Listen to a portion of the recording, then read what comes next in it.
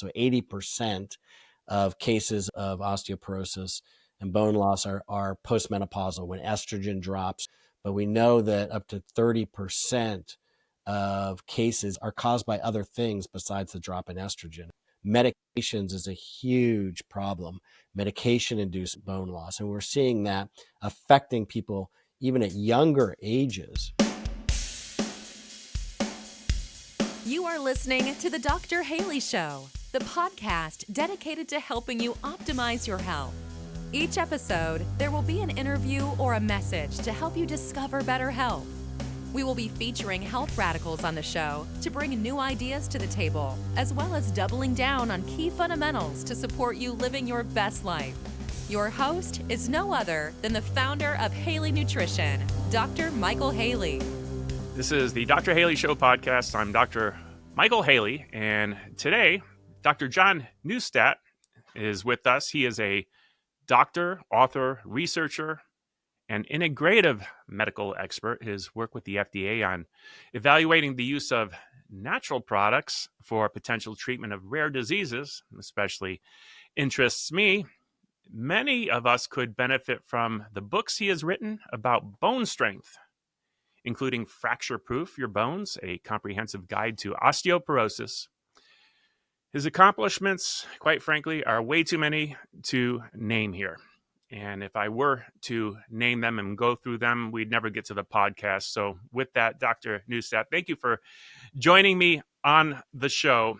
And I love the fact that you know so much about bone health. I have an interesting story that I think is going to set the pace for this. An experience I had when I really realized how important bone health is. Welcome to the show, man. Thank you. I'm excited to be here. Really appreciate it. Yeah. Probably 20 years ago, I go outside my front door and there's a guy banging on my next door neighbor's front door. And kind of aggressively too. So I go over there. I always play the bodyguard role and I'm wondering what's going on. And I know dear old Mary lives in that house. And here's this big burly man banging on the door. What's going on? He said, well, I mow her lawn and, I haven't gotten paid. And usually I knock on the door and she's right there. So I'm concerned. I said, oh, okay. So let's be really quiet for a second. I knock, Mary, are you in there? I couldn't really tell if I heard a response or not. Couldn't really tell. I thought maybe I did. So I said, I pounded a couple times. I said, Mary, if you can hear me, I'm going to break in your door. Don't be afraid, kind of thing. And I broke into the house. And she was there laying on the kitchen floor with a fractured hip. She clearly smashed her head and split it open because there was a puddle of blood there that had dried. And she had been stuck on the floor there for at least a couple days with a broken hip. We called the ambulance, got her the medical attention she needed. And the story doesn't get any better from there. She died in the hospital a few days later. Yeah, that's unfortunate. It's one of those things when it comes to bone health. We had a strong woman. She was always out in the garden and stuff. But when the bones are weak, and something happens like that, that's often what accelerates them to their own end, whether it's chronic pain that they never get back to their activity levels.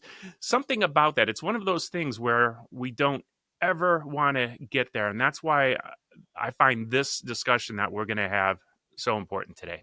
Well, and I got involved in this because of a personal story myself with my mother-in-law.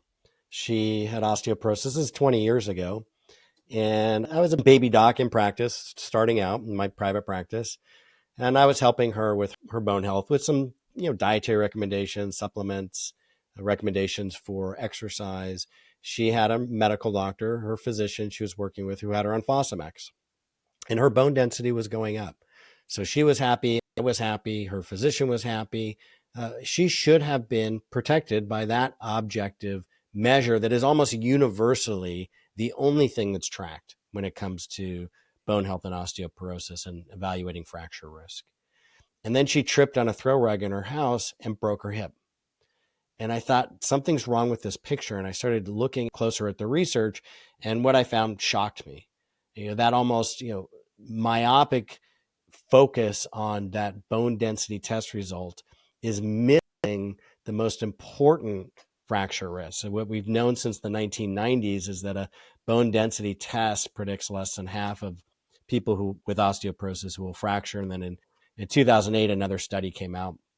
It showed that a bone density test only predicts 44% of women with osteoporosis who will fracture, and only 21% of men. And fracture risk depends on factors, largely other than bone density. And like, unfortunately, with your neighbor, a lot of people who fracture a hip end up dying. Up to 36% of women with osteoporosis who fracture a hip will be dead within a year. And over half who survive never regain that pre-fracture level of mobility. And in fact, just to sort of drive this point home about the seriousness of this and how, it's undertreated and it's mistreated.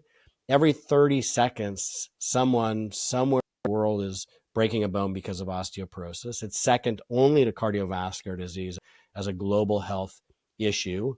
And a woman's risk for an osteoporosis fracture is equal to her combined risk of breast, uterine, and ovarian cancer. And yet the vast majority of people who are at risk for osteoporosis are not getting screened. We're talking over 90% of the people who are at risk for osteoporosis aren't even getting the basic screening test, which is the bone density test. Despite the limitations of that test, it is one important piece of a much larger puzzle. Let's talk about the test. What is the bone density test? How does it work? And why is it limiting? Why is it not so effective? It's an X-ray. It is the gold standard for osteoporosis screening, diagnosis, and monitoring. It puts X-rays through the bone that bounce off the minerals, and the machine detects what's called the bone mineral density, the quantity of minerals that are in there. And then based on that, it gives two scores actually called a T-score and a Z-score. And those scores compare somebody's bone density in the case of a T-score to a younger person in their 20s of the same sex and race. So if you're a 65-year-old woman, Caucasian woman, you get a bone density test. A T-score will be comparing your bone density to a Caucasian woman in her 20s. That's when peak bone mass occurs, in our 20s.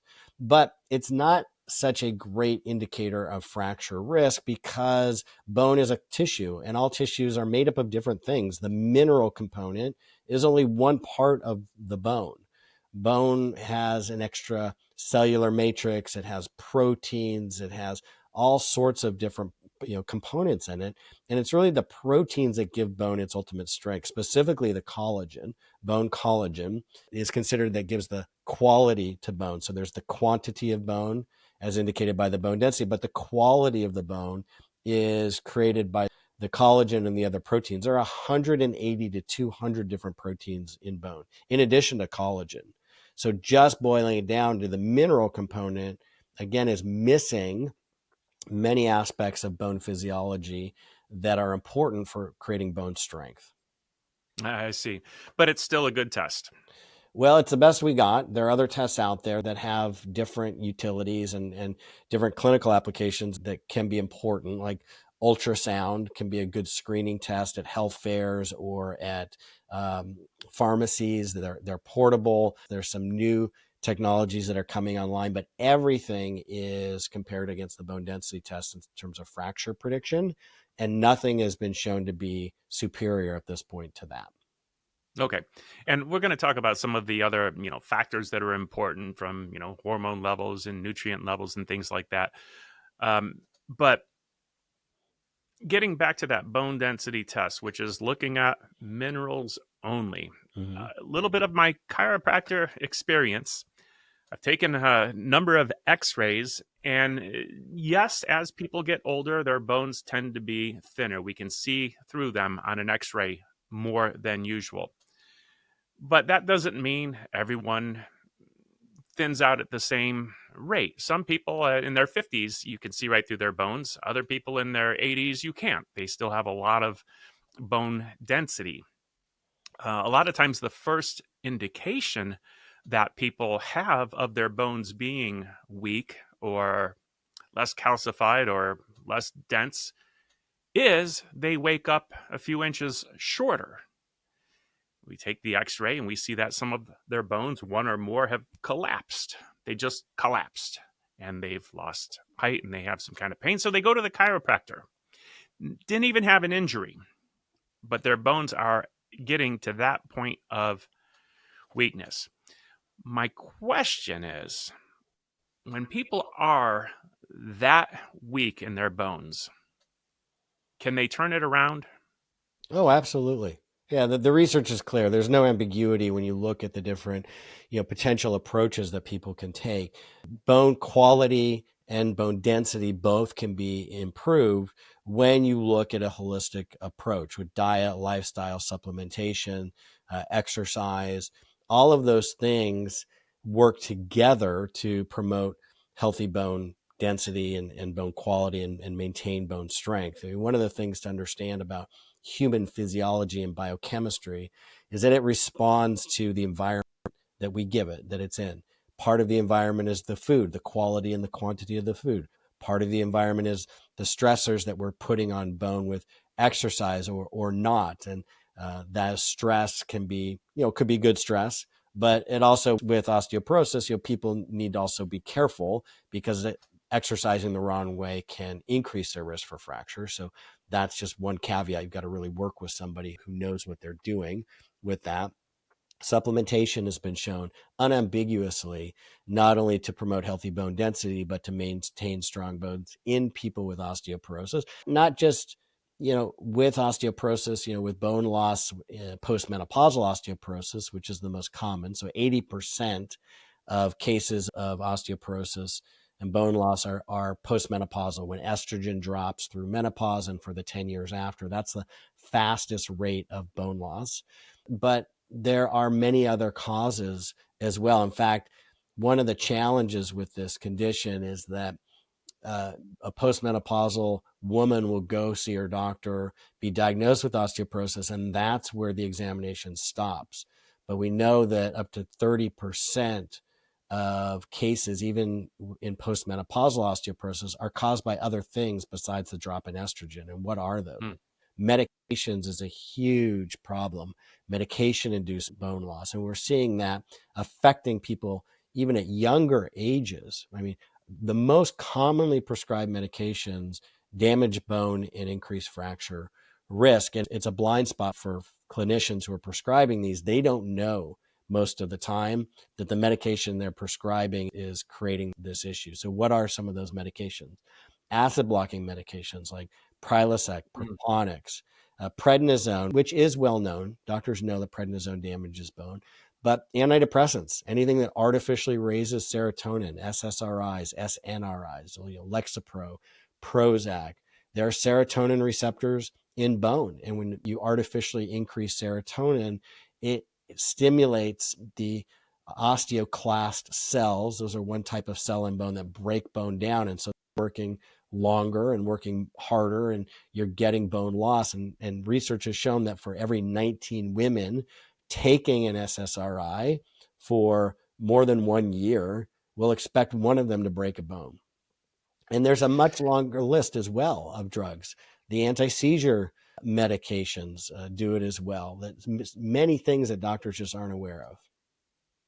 A lot of what you are saying has me squirm in my seat because I'm getting a little upset knowing that a lot of people are being put on medications, and a lot of what you just described there is things that could be improved with just simple gut health. Absolutely. Like the antidepressants. Well, a lot of times a healthy gut, people are happier and healthier in their mind, in their thoughts. The acid blockers, a lot of times people don't have too much acid, it's not enough. Things that could be fixed very naturally. This is an interesting definition. I read it on other podcasts, but I want to drive it home because we are going to be talking about this difference. Mainstream medicine, and this definition you'll find on cancer.gov, by the way. So, government website. Mainstream medicine is a system in which medical doctors and other healthcare professionals, such as nurses, pharmacists, and therapists, treat symptoms and diseases using drugs, radiation, or surgery, also called allopathic medicine, biomedicine, conventional medicine, orthodox medicine, and Western medicine. And what you just described there was treating symptoms instead of getting to a cause. And so they're given these medications to treat symptoms, and now they have all kinds of new symptoms that need treating. It reminds me of the old comic post of a medicine cabinet where it says the medications on the second shelf are to offset the complications from the medicines on the first shelf. There's got to be a better way. What are some of the differences between the way medicine, and we're not saying all medicine is bad, but what are some of the differences between the way medicine would treat osteoporosis and the way naturally we would treat osteoporosis? And is there crossover to where sometimes medicines actually help? That's a great question. If you're talking about the conventional approach to osteoporosis, it is almost exclusively about defining what the bone mineral density is, so that bone mineral density test, and then treating that number on the test. So they're trying to improve the test result. And many doctors, frankly, are unaware of the research in terms of the limitations of that test result and what else they can do. They also, even if they're well-intentioned and would love to do more holistic and integrative approaches that take more time necessarily in terms of conversations with patients and educating patients, they're often restrained by the number of minutes they can spend with a patient. They're restrained by their own education because most conventional doctors don't have more than about, I believe it's 10 or 20 hours of nutritional training in their entire education, and it's not worked into their clinical rounds and clinical training at all.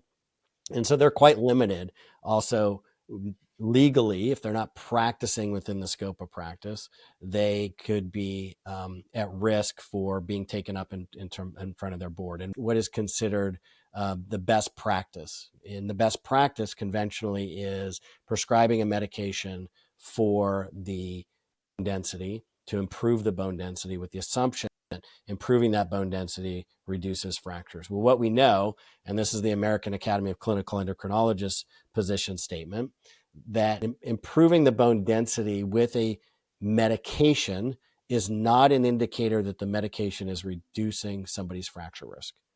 So even they're saying, look, we're going to monitor, we're going to give you a drug and the bone density is going to improve, but that's not an indicator that we're actually helping you. And in fact, it just fits the medicine model of here's a number and we have to change it. Exactly. And in fact, what we know, there's primary prevention and secondary prevention of fractures. So primary fracture prevention is if you've never had a fracture before, never broken a bone with osteoporosis, and we're trying to prevent the first one from happening. Of all the medications that are FDA approved, they all improve bone density tests.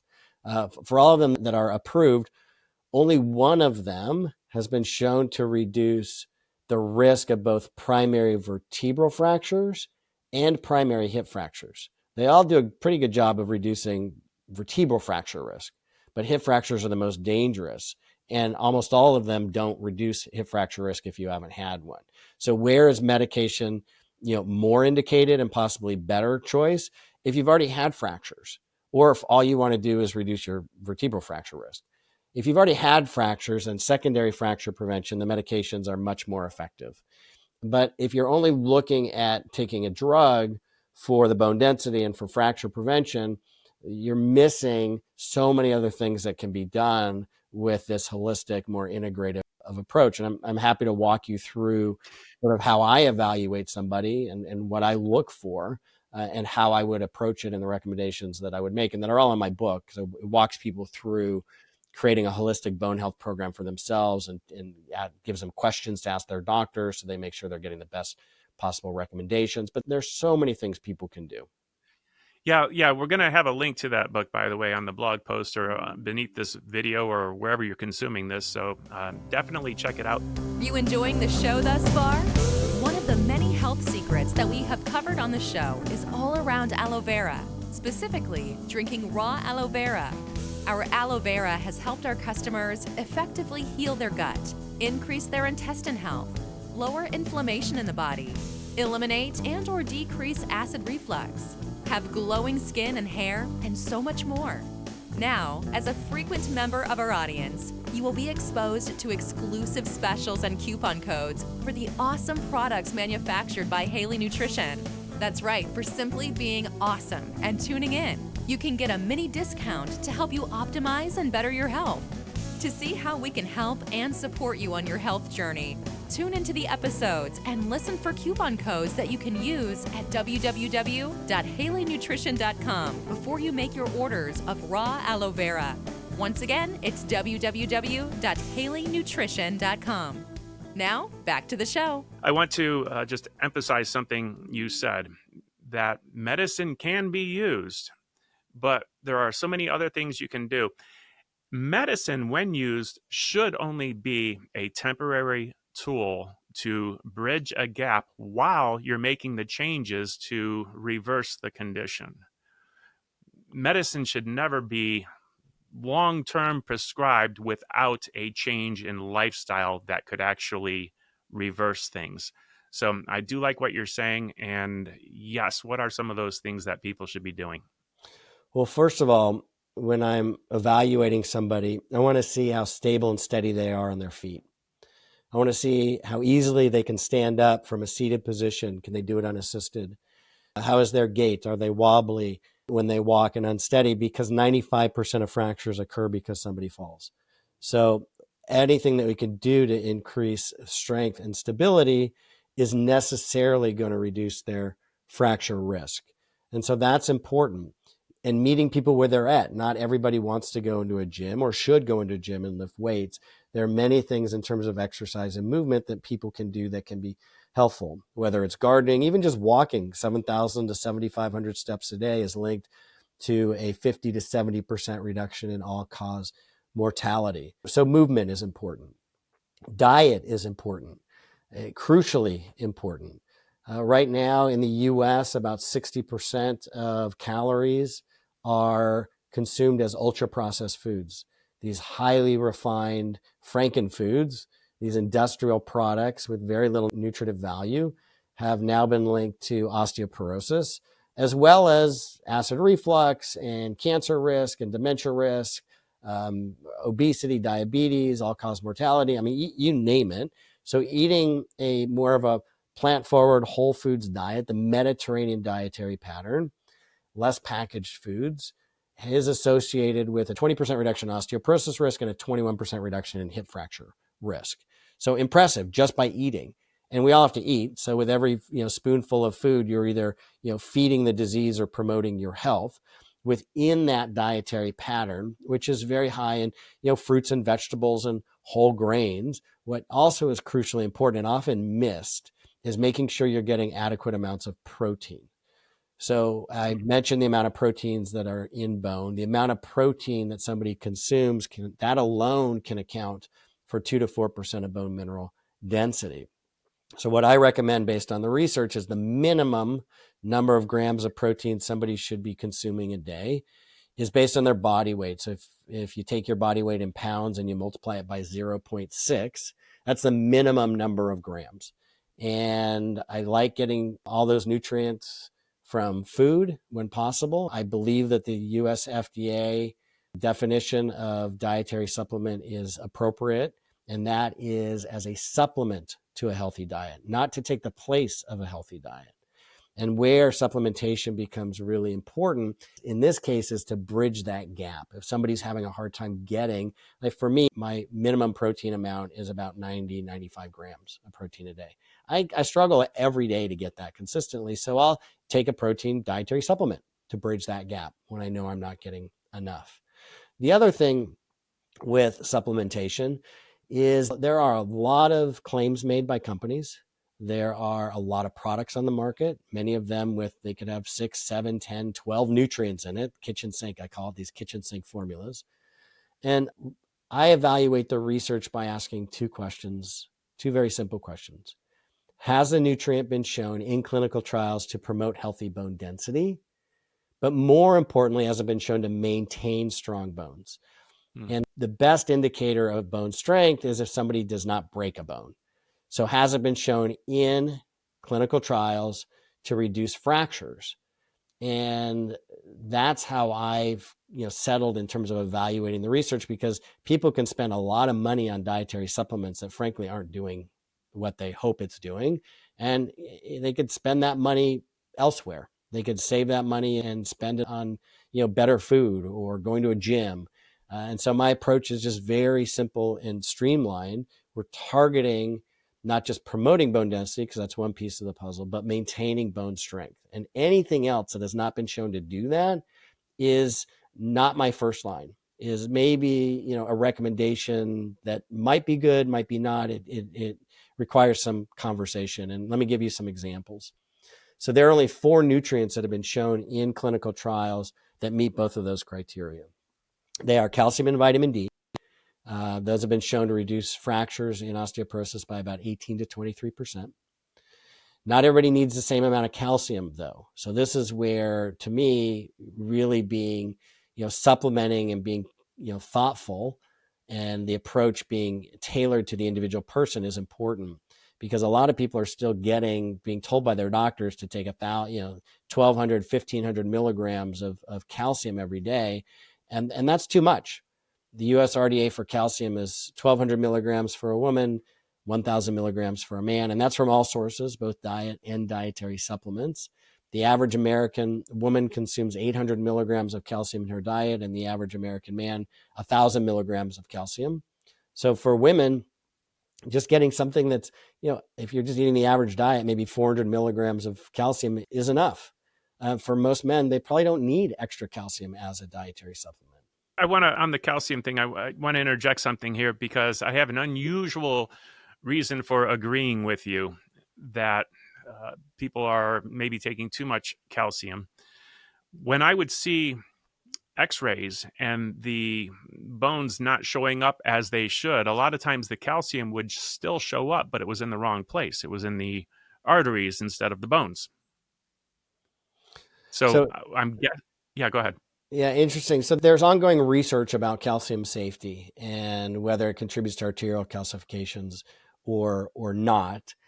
The current position statement of the Bone Health and Osteoporosis Foundation, of which I'm in the corporate advisory roundtable for that association, as a disclosure, and the American College of Preventive Cardiology, their current position statement is that calcium is safe up to the limit set by the National Academies of Medicine of 2,000 to 2,500 milligrams per day. That's from all sources, again, from all sources. So, and clinical trials have shown that up to 1,000 milligrams as a dietary supplement appears to be safe when looking at cardiovascular outcomes, heart attack, for example. So that's kind of my position. And I agree with you, though, most people don't need the 1,000 milligrams. They definitely don't need the 1,200 or 15 milligrams as a supplement. I think it's more probably the factors that are there telling the calcium where to go. Demineralize, we need calcium, take it out of the bone, versus we have this calcium, put it into the bone. Well, and one of the things that can create that issue is low vitamin D. Vitamin D is responsible for many things, but some of its activities are to increase calcium absorption in the intestines and calcium retention, meaning calcium is excreted through the kidneys in the urine, and vitamin D will enhance the preservation of the calcium, meaning as it's passing through the kidneys will reabsorb the calcium to keep it in the body instead of sending it out of your body in your urine. And but I think even with that, it should be tailored to somebody's specific need mostly. The research shows that for maximum hip fracture reduction, vitamin D blood level or serum level of 30 to 44 nanograms per milliliter is associated with a maximum hip fracture reduction. So I think people should get their vitamin D tested. And for immune health, a lot of doctors, myself included, want an even higher, 50 or 60. But with vitamin D, if you just take 2,000 IUs of vitamin D3 per day, for most people, that's going to be sufficient to get them into that 30 to 44 range, nanograms per milliliter range, that's linked to maximum hip fracture reduction. And then people may want to, again, customize to take even more if they need more and they want it higher for more of immune boosting, or if their doctor has counseled them to go higher in that. But calcifications of the arteries, that's a whole topic. And one of the challenges is, low vitamin D can increase calcification of the arteries because it increases parathyroid hormone, which then increases the absorption or the breakdown of calcium in bone to put more calcium into the blood. And so you get more calcium circulating, and that could enhance that uptake into the arterial walls. But fundamentally, atherosclerosis, hardening of the arteries, calcifications of the arteries, is an inflammatory process.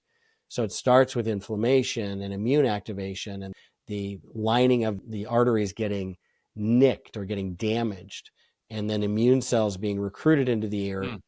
And the calcium that's there is taken up by the immune cells as a patch, like a patch on a dam or patching a hole in a wall.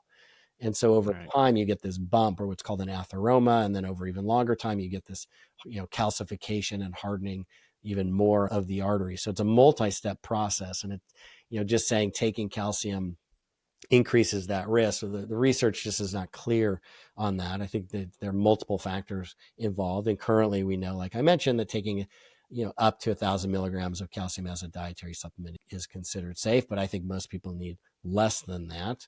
And getting more than that as a supplement has not been shown to have any increased benefit for bone health.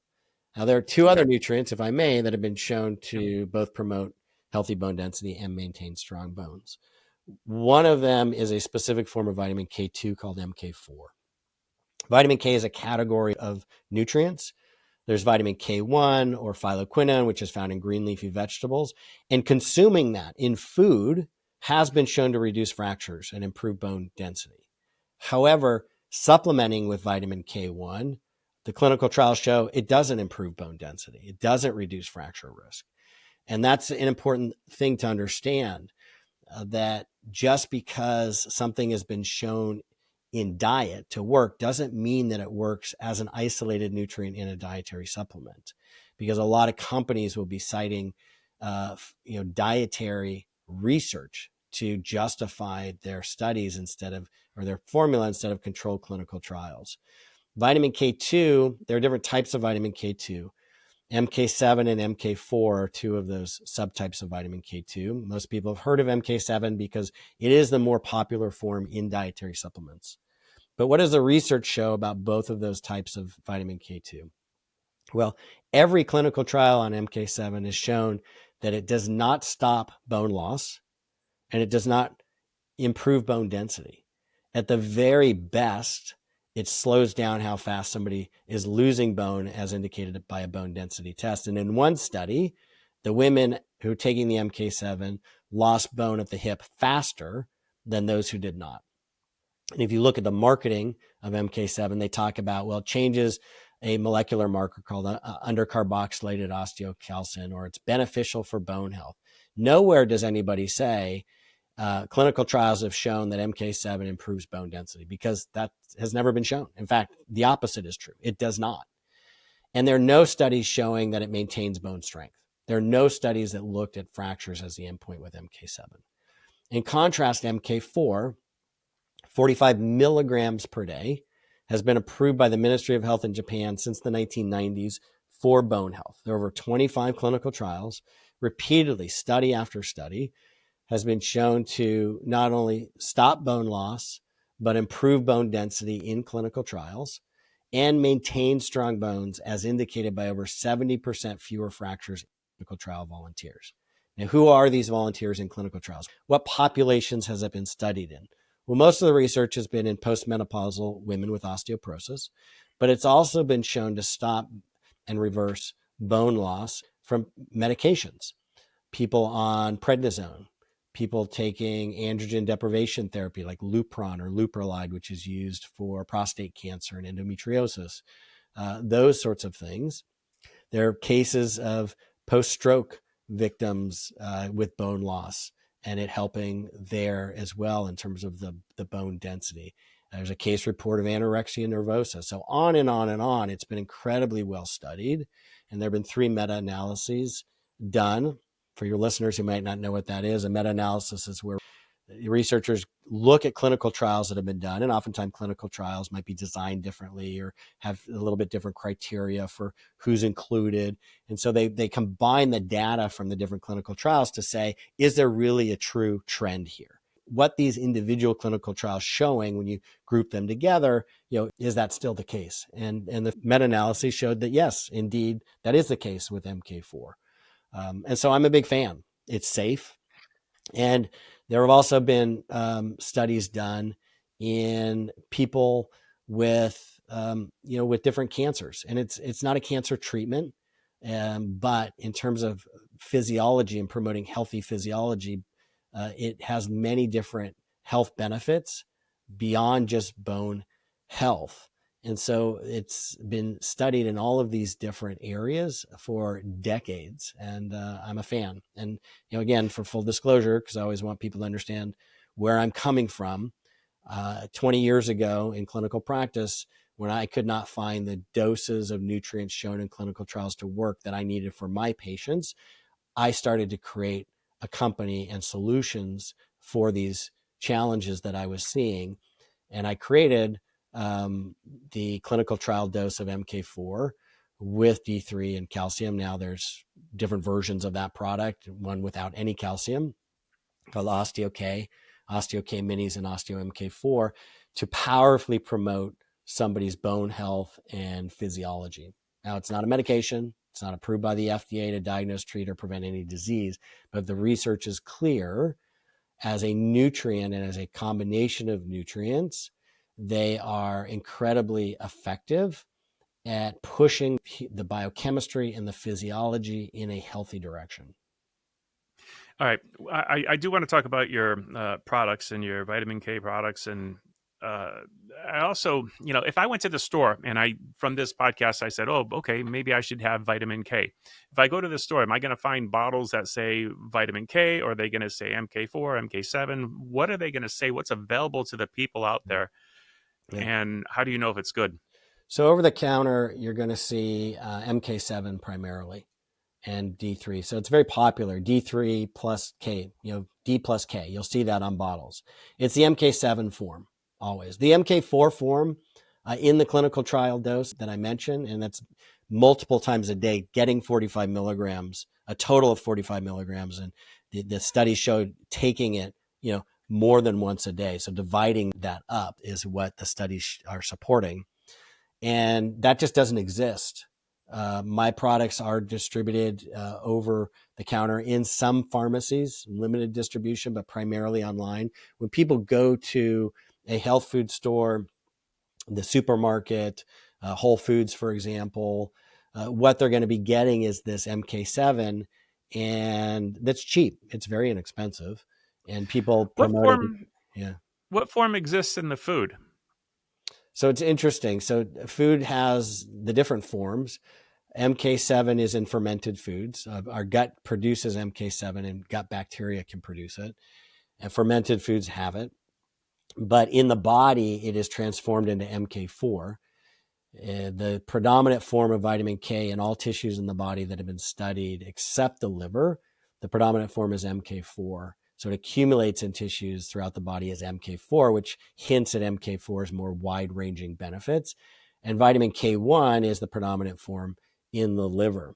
MK4 is produced by mammals. So we have the biochemistry, the enzyme to produce MK4 from vitamin K. In fact, all forms of vitamin K, when they're ingested, are transformed into MK4 on our bodies. But you can't get enough from diet to reproduce what's been shown and to work in the clinical trials. That's where the supplementation and supplementing the diet becomes very, very important.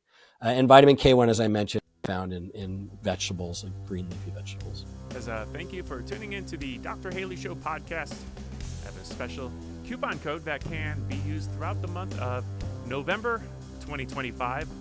Get $10 off your purchase of $100 or more at HaleyNutrition.com. The coupon code is FREEDOM. That's FREEDOM. And as usual, you can even use this coupon with on sale and already discounted bundled items. Enjoy the rest of the podcast.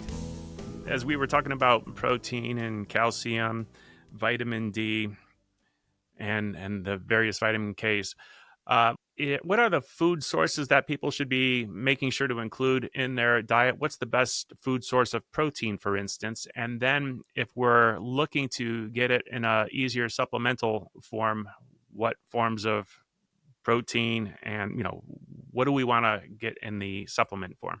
Great questions.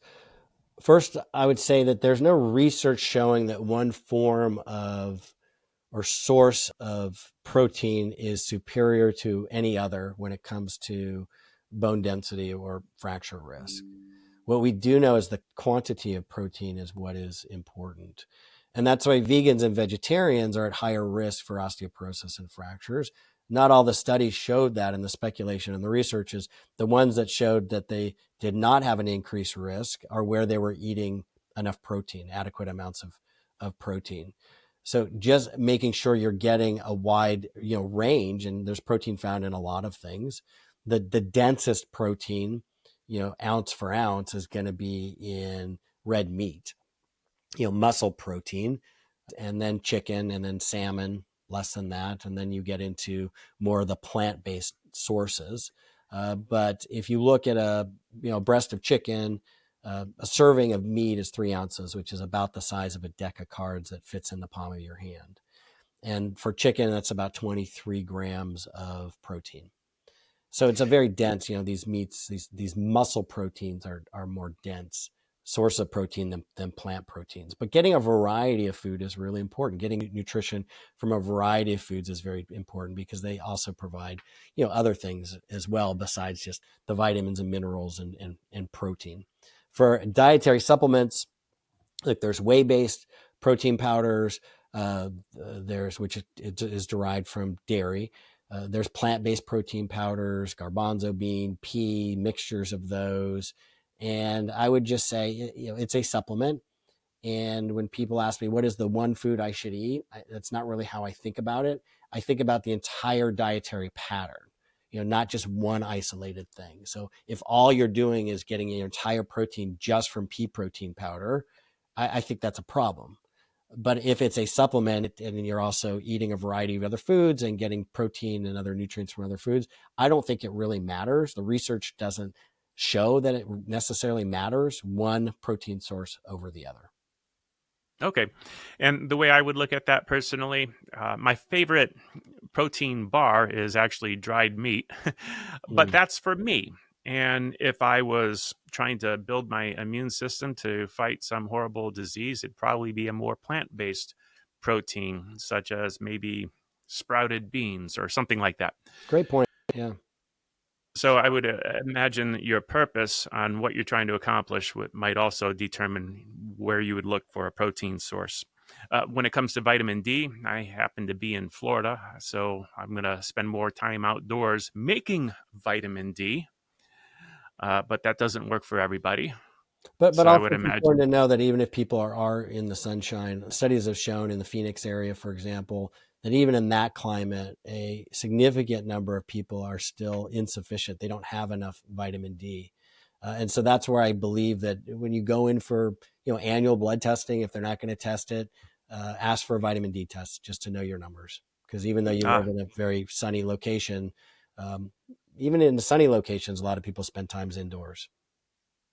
Yeah, or wearing too much clothing or too many sunscreens or whatever it is.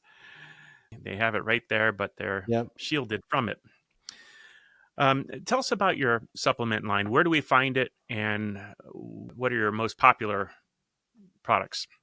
You can find all the information, research, lots of free articles at nbihealth.com. NBI stands for Nutritional Biochemistry Incorporated, nbihealth.com.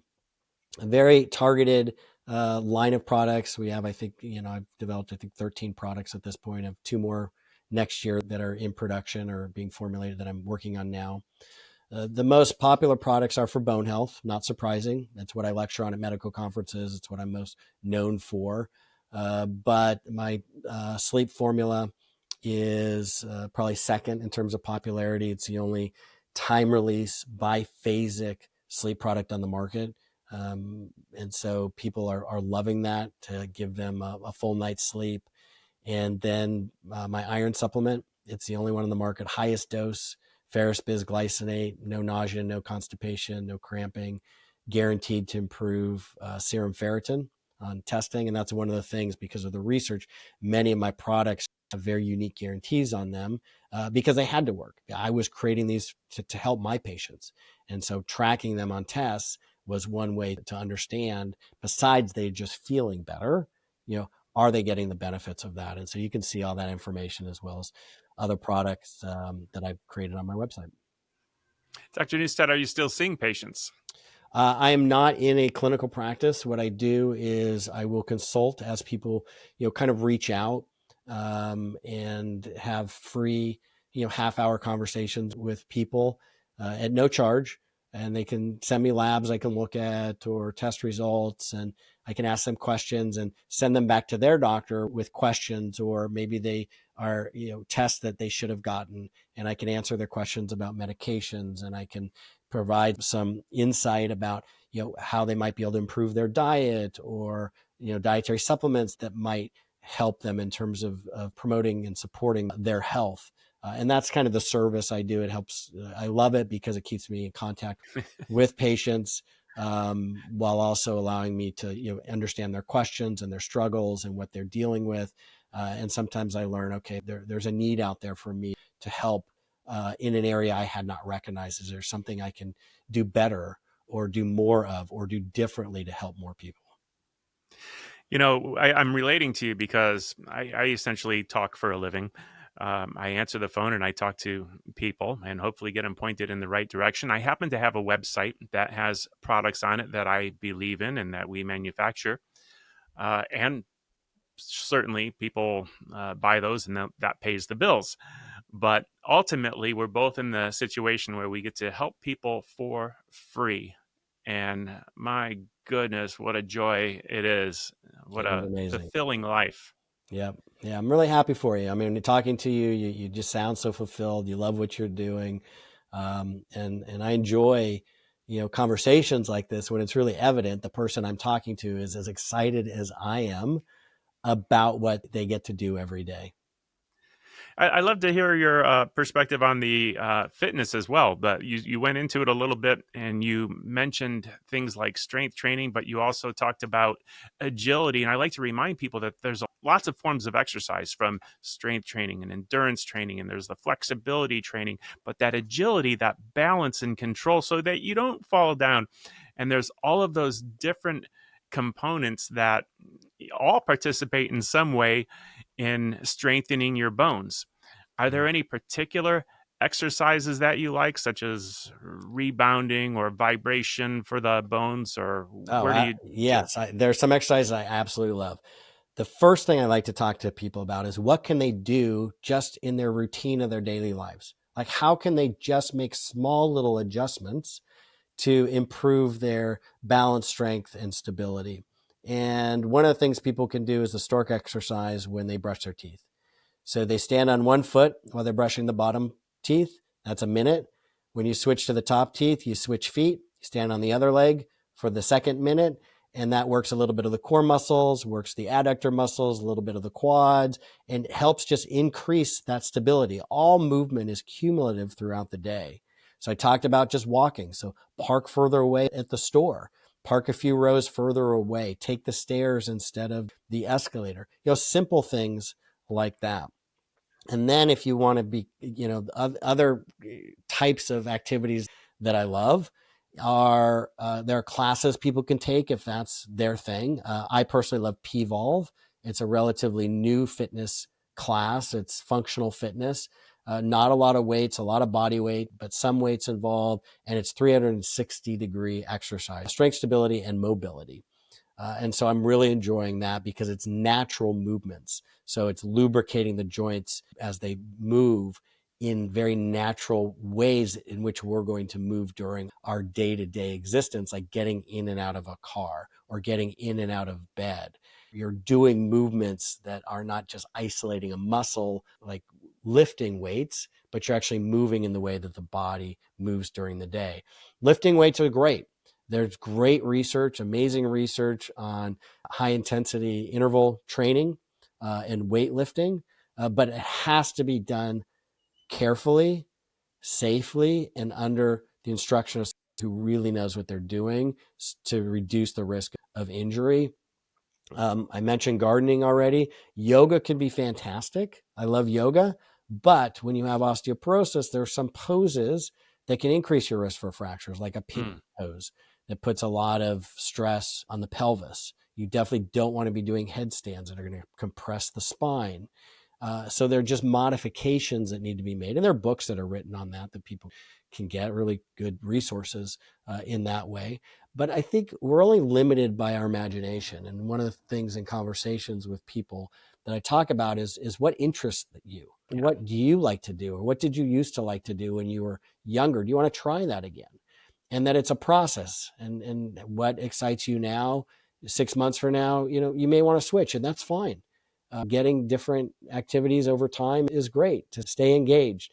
But I find that it's really important that it has to be something that somebody's interested in doing, because to get the results, whether it's from diet, exercise, dietary supplements, to get those benefits, the health benefits of it, they have to be done consistently for long periods of time.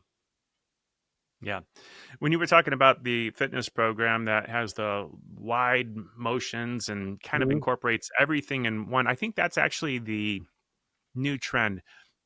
Finding, and a good one, finding ways to do more in less time, where you're not just, one motion. I'm strengthening my biceps right now, and now I'm stretching, I'm stretching my tricep, but exercises that are using that whole full range of motion and strength training and doing some balance and agility training all at the same time, getting a lot more done in less time. I think that's actually a good thing to look into for those that haven't. I also like how you talk about walking and maybe parking the car a little further away. There was a time when walking was basic transportation. Right. Yep.